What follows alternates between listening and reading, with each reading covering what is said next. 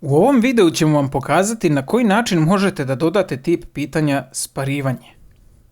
Posebnu pažnju ćemo posvetiti tome kada se ovaj tip pitanja koristi. Ovaj tip pitanja nam omogućava sparivanje pitanja sa jednim tačnim odgovorom od nekoliko ponuđenih, odnosno sparivanje jednog izdvojenog pojma sa drugim iz grupe ponuđenih. Glavne karakteristike ovog tipa su postojanje jedne grupe odgovora, jedno pitanje može imati samo jedan tačan odgovor i ono što je možda najbitnije jeste da isti odgovor može se povezati sa više pitanja. Da bi ovo bolje razumeli, usredsredit ćemo se odmah na primjer. Takav primjer imamo u trećem zadatku.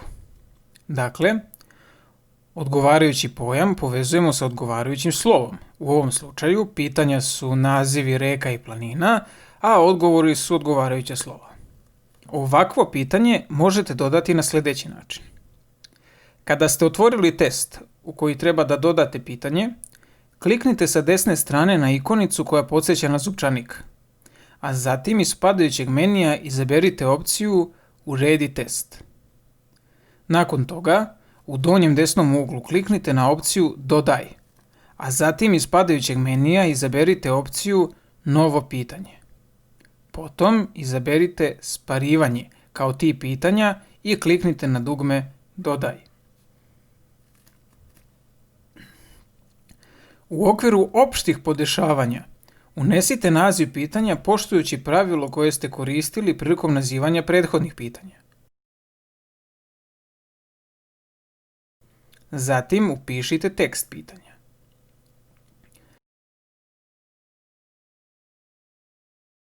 Sada treba da utvrdimo šta su pitanja, a šta odgovori. Odgovore ćemo prepoznati po tome što mogu da se ponavljaju. U ovom slučaju to su slova R i P.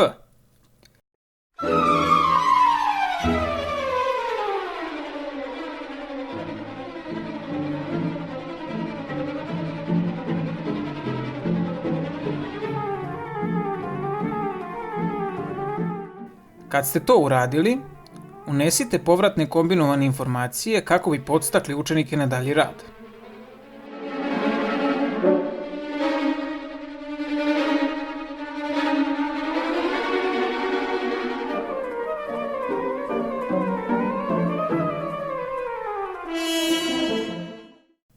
I na kraju kliknite na dugme Sačuvaj promene. Sada ćemo da testiramo ponašanje pitanja koje smo dodali da bi vidjeli kako će ovo pitanje izgledati učenicima. U navigacionoj liniji kliknite na naziv testa, a zatim na dugme Pregledaj test sada. Preskočit ćemo sva ostala pitanja.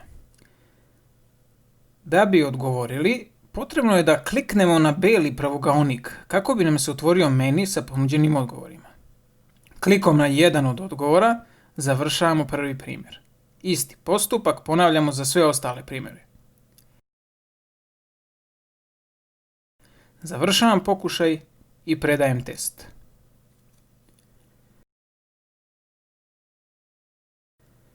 Povratna informacija je u skladu sa tačnim odgovorom. Na pravi način se prikazuje povratna informacija i za delimično tačno pitanje i za netačno. Jedino što je potrebno da promenimo jeste broj poena koji nosi ovo pitanje.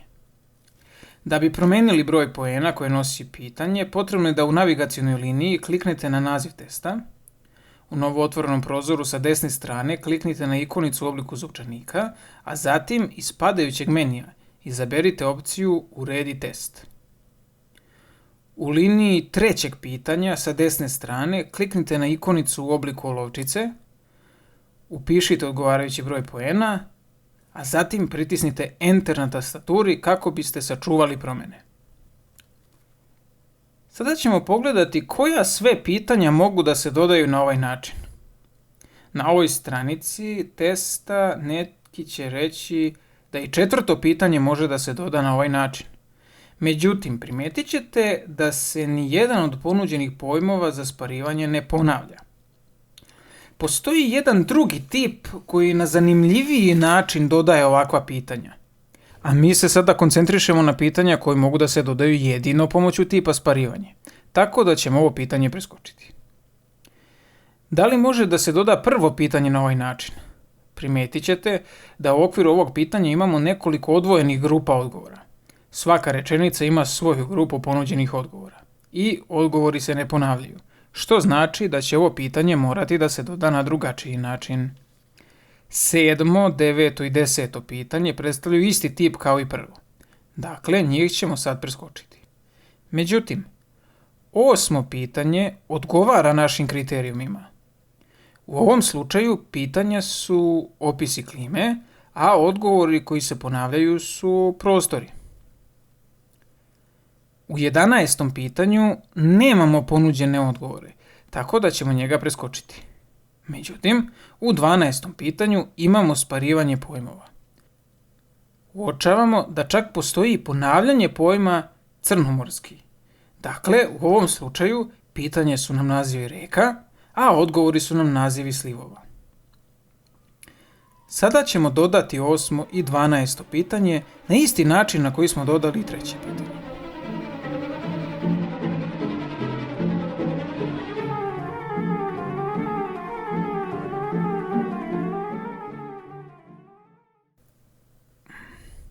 Kako sam dodao 2 nova pitanja, u isto vreme ću im prepraviti broj poena koji nose, čime štedim korake i vreme.